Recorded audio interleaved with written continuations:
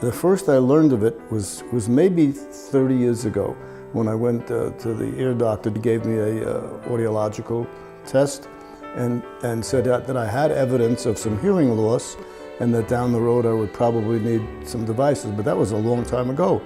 And he asked me some questions, and after a lengthy discussion with him, he came to the conclusion that my hearing loss was caused by some of my time in the Army, because I spent a lot of time around the big guns.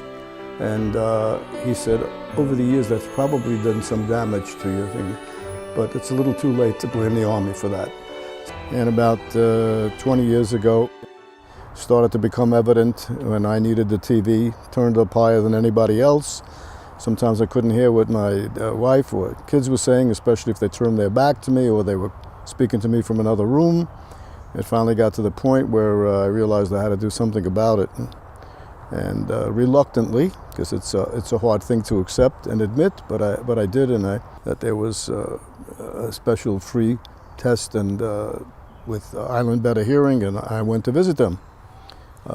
And they fitted me with some devices. I received them, and lo and behold, all of a sudden I could hear. I didn't need the TB ears anymore.